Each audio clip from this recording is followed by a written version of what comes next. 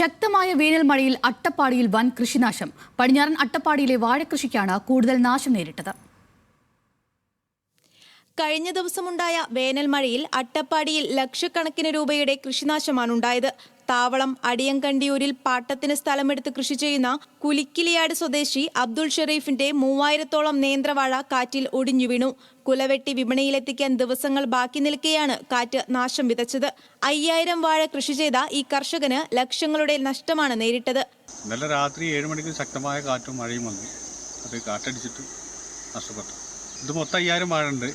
അതിലും കൂടി കൂട്ടിയിട്ട് ഇതിൽ 3200 വാഴയാണ് ഈ ഒരു ഇതിലുള്ള അവിടെ ഉണ്ടായിരുന്നു.